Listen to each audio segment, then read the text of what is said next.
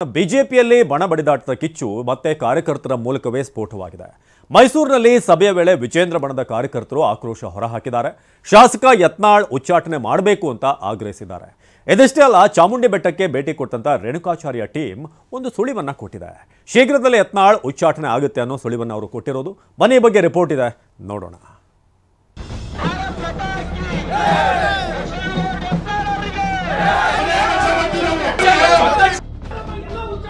ಯತ್ನಾಳನ್ನ ಉಚ್ಚಾಟನೆ ಮಾಡಿ ಬಿಸಾಕಿ.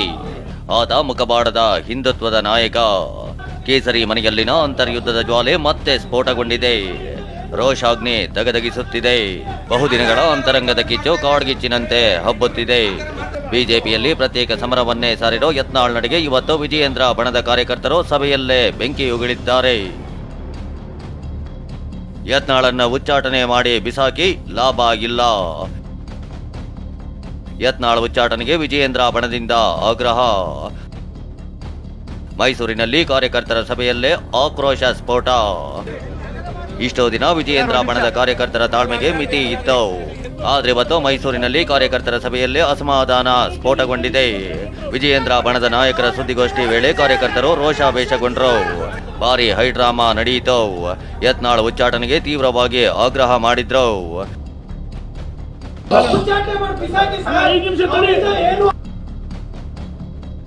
ರಾಜ್ಯಾಧ್ಯಕ್ಷರಿಗೆ ಒಳ್ಳೆಯದಾಗುತ್ತೆ, ದುಷ್ಟಶಕ್ತಿ ಸಂಹಾರ.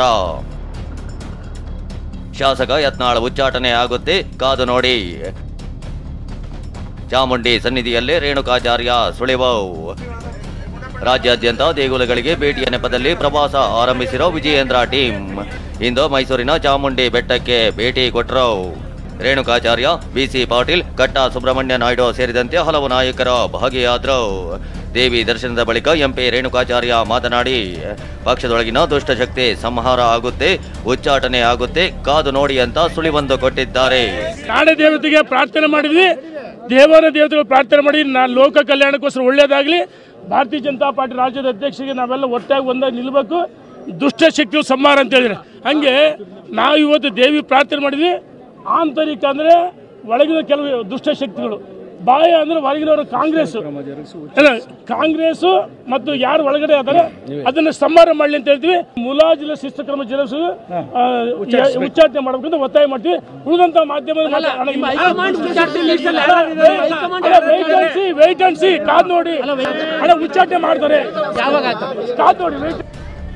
ಬಿಜೆಪಿ ಹೈಕಮಾಂಡ್ ವೀಕ್ ಇಲ್ಲ, ಕಾಲ ಬಂದಾಗ ಕಠಿಣ ಕ್ರಮ ಕೈಗೊಳ್ತೀವಿ ಅಂತ ಮಾಜಿ ಶಾಸಕ ಬಿಸಿ ಪಾಟೀಲ್ ಭರವಸೆ ಕೊಟ್ಟರು. ನೋಡೋಣ, ಇವತ್ತು ಸರಿ ಆಗ್ಬೋದು, ನಾಳೆ ಸರಿ ಆಗ್ಬೋದು ಅಂತ ಕಾದು ನೋಡೋಂಥ ತಂತ್ರಕ್ಕೆ ಬಂದಿದ್ದಾರೆ.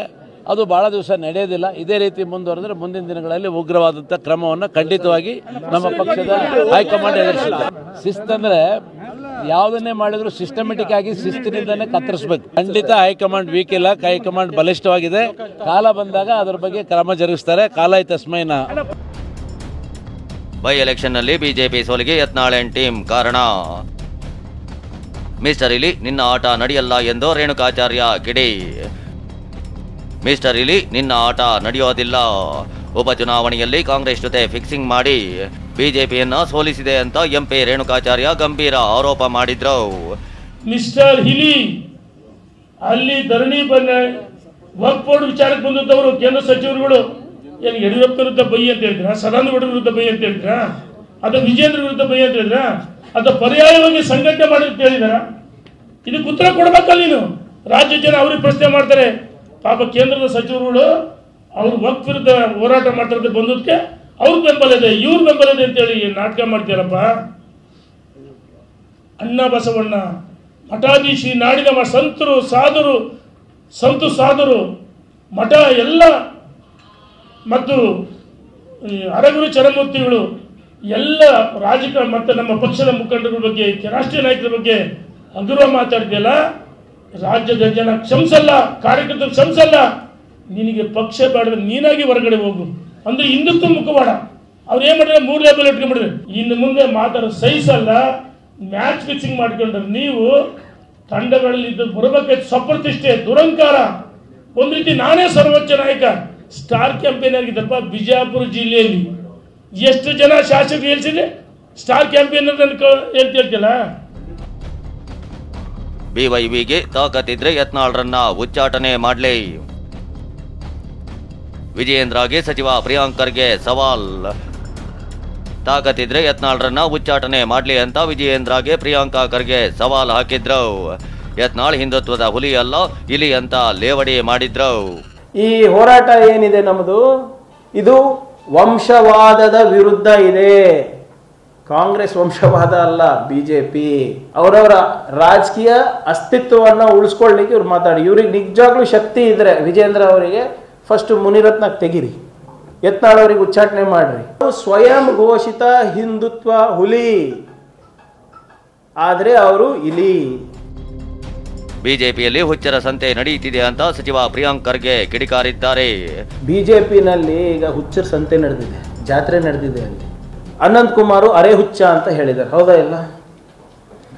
ಸದಾನಂದ ಗೌಡರು ಅದೇನು ಎರೆಹುಳ ನಾಗರ ಹಾವು ಆಗಬಾರ್ದು ಅಂತ ಹೇಳಿ, ಯತ್ನಾಳ್ ಅವರು ಸದಾನಂದ ಗೌಡರು ಬಾಯಿ ಮುಚ್ಕೊಂಡಿದ್ರೆ ಸರಿಯಾಗಿರುತ್ತೆ, ಇದ್ರೆ ಅವ್ರ ಬಂಡವಾಳನು ಬಿಚ್ಚಬೇಕಾಗುತ್ತೆ ಅಂತ ಅವ್ರು ಹೇಳ್ತಾರೆ.